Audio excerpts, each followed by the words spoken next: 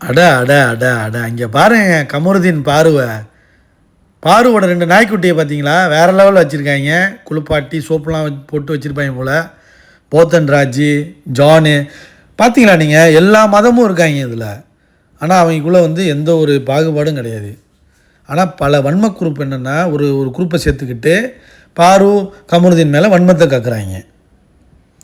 Hair கலரிங்லாம் பண்ணியிருக்காங்க பார்த்தீங்களா கமரு? வேறு லெவலுங்க, வேறு லெவல். அது மட்டும் இல்லை, ஸ்பேஸில் வச்சு செஞ்சுட்டான். அது வேறு கதை, அதை சொல்கிறேன் பாருங்க. பாருவோட லெஃப்ட் ஹேண்டில் பார்த்தீங்களா நீங்கள்? லவ் பிரேஸ்லெட் போட்டிருக்கு பாருங்க, சிம்பிள் ஆஃப் லவ். எப்படி வேறு லெவலில்.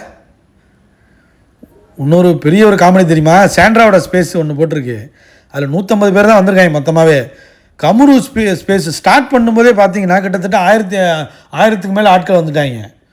அதை கம்பேர் பண்ணி போட்டு ட்விட்டரில் போட்டு சம்பவம் செஞ்சுக்கிட்டு இருக்காங்க நம்ம ஃபேன்ஸு, பாரு ஃபேன்ஸ், கமரு ஃபேன்ஸ்லாம். வேறு லெவலில். அப்புறம் இந்த நடிப்பு அரக்கன் யார்? திவாகர், பிபிடி. அவன் வந்து ஒரு ஸ்கூலுங்க, சின்ன பசங்க ஸ்கூலுக்கு போயிருக்கான்.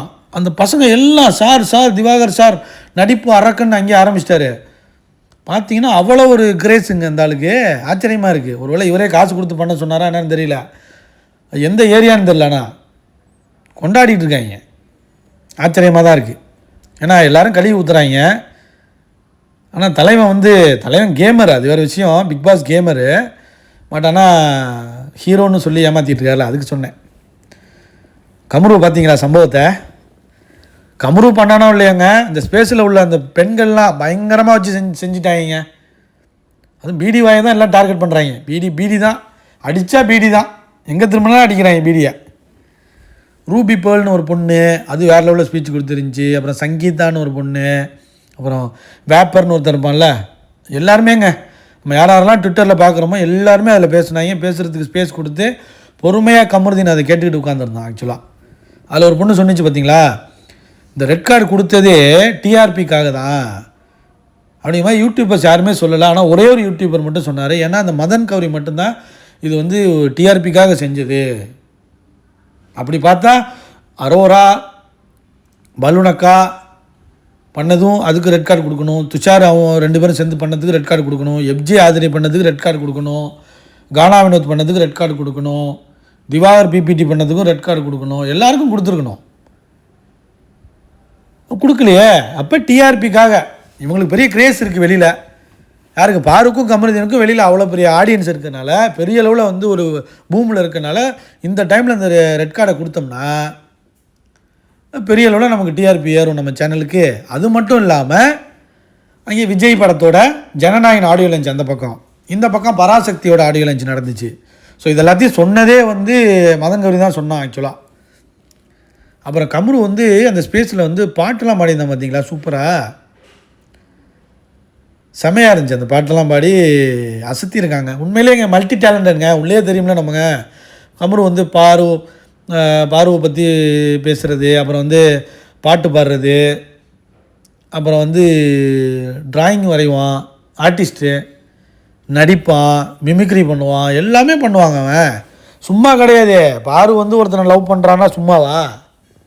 வேறு லெவலில் அதெல்லாம். ஆனால் ஒரு விஷயம் சொன்னாங்க, அதாங்க அவனுக்கு மனசு கஷ்டமாக இருக்குது. இந்த பீடி வாயி இவங்கெல்லாம் செருப்பகல்ட்டு அடிக்கணும். அந்த அன்பு கேங்கெல்லாம் போட்டு பொழக்கணும். பொழப்போம். இந்த ஹேட்டர்ஸ் வந்து கதறட்டும், அவங்க கதறணும்ல. சில பேர்லாம் வந்து கதறுன்னு கதறிட்டு இருக்காங்க. காஜி கிவர்னு எதுவும் என்ன வேணாலும் பேசிக்க, வந்து கமெண்ட்டை போடு. அப்போ தான் ஒன்றை மாதிரி தற்கொலைகள்லாம் எங்கே இருக்கீங்க யாருன்னு தெரியும். ஆனால் எல்லாமே ஃபேக் ஐடியா தான் இருப்பாங்க. கமெண்டில் வந்து பேசுகிறவங்க எல்லாம் ஃபேக் ஐடி தான். சில கமெண்ட்ஸ் வந்து என்னென்னா வச்சு திரும்ப அடிக்கிறது போட்டு. நான்லாம் வந்து திரும்ப அடிப்பேன். அவன் கமெண்ட் போட்டான்னா மாற்றி போடுறது, போட்டு பொழந்து விடுறது. தர லோக்கலில் இறங்கி செய்வோம்டா, வச்சு செய்வோம். அப்படியே அவர் பெரிய இன்டெலெக்சுவல்ஸ் மாதிரி வந்து போடுவாங்க, கமெண்ட்ஸ் போடுவாங்க.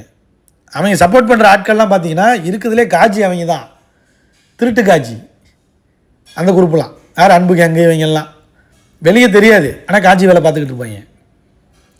இப்போ பார்த்தீங்களா அரோராவை முத்தம் கொடுத்துக்கிட்டு யார்? அதாவது என்னென்னா ஆதிரை அதுவே பெரிய காஜி, எஃப்ஜேயோட காஜி அது.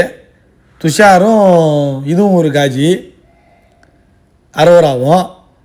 அரோராவுக்கு வந்து இங்கிட்டு முத்தம் கொடுக்குறான், அந்த பக்கம் ஆதிரியை கொடுக்குது.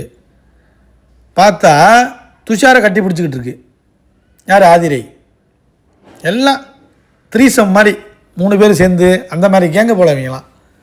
இப்போ சொல்லுவாங்க இது தெய்வீக காதல். இப்போ சொல்லுங்கடா, துஷார் அரோரா காதல் தெய்வீக காதல். எவ்வளோ கேவலம் பாருங்க இவங்க. கொஞ்சம் கொஞ்சம் மறந்துடுவாங்க இவங்க. ஆனால் என்னென்ன அந்த விஜய் டிவி ஒரு ஷோவுக்காக அவங்கள பயன்படுத்துவாங்க. வேறு வழியில் பாருங்கள், கண்டென்ட் ஓட்டணும்ல. பிக் பாஸ் முடிஞ்சு போச்சுன்னா அவங்கள வச்சு பயன்படுத்துறது தானே அவங்களோட வேலையை. புரியுதா உங்களுக்கு நான் சொல்கிறது? வேறு என்ன பண்ண முடியும் அவங்களால? ஒன்றே ஒன்று சொன்னாங்க, அதான் நான் சொல்ல மறந்துட்டேன் பாருங்க. ஒன்றே ஒன்று சொன்னாங்க, அம்ரு எனக்கு வந்து தூக்கம் வர்றதில்ல, வந்துடும் சீக்கிரம் வந்துடும், மூவி ரிலீஸ் ஆகிடுச்சுன்னா எல்லாமே சரியாயிடும். அப்போ எவ்வளோ அளவுக்கு ஹர்ட் ஆகிருக்கான் இந்த ரெட் கார்டு கொடுத்ததில்ல. மாமா சேதுபதி, மாமா டிவி இந்த அளவுக்கு ரக்கடாக ஒரு பயங்கரமான ஒரு கேம் ஆடின 2 பேருக்கும் ரெட் கார்டு கொடுக்கும்போது ஸோ அது எவ்வளோ பெரிய விஷயமா இருக்கும். அவங்க உழைப்பெல்லாம் அசிங்கப்படுத்துகிற மாதிரி, கொச்சைப்படுத்துகிற மாதிரி தானே. ஸோ இதுக்கு காரணமாக இருந்தவங்க எல்லாருக்கும் ஒரு டவுன்ஃபால் கண்டிப்பாக வரதானே போகும். அதாவது அவங்க தப்பு பண்ணதே வந்து அவங்க ஒத்துக்கிறாங்க. ஆனால் இதை பயன்படுத்தி அவங்க வாழ்க்கையை காலி பண்ணணும்னு நினச்சவங்களுக்கு டவுன்ஃபால் வரதானே செய்யும். நான் கமரு ஒன்று சொல்லியிருந்தாங்க சூப்பராக, எனக்கு வந்து ஒரு மேஜிக்கல் எக்ஸ்பீரியன்ஸ் அந்த லவ். ஸ்டார்டிங்கில் எனக்கு செட் ஆகலை பார்வை கூட. ஆனால் வந்து அவள் வந்து வெளியில் தான் ரக்கடாக ஒரு மாதிரி இருந்துக்கிட்டு இருக்காளே, இந்த சொசைட்டிக்காக தான் இருந்துகிட்டு இருக்காளே ஒழிய அவளுக்குள்ளே வந்து ஒரு குழந்தைத்தனத்தை பார்த்தேன்னா, ஒரு குழந்தையை பார்த்தேன், டீப் டவுன் வந்து ஒரு குழந்தையை பார்த்தேன்.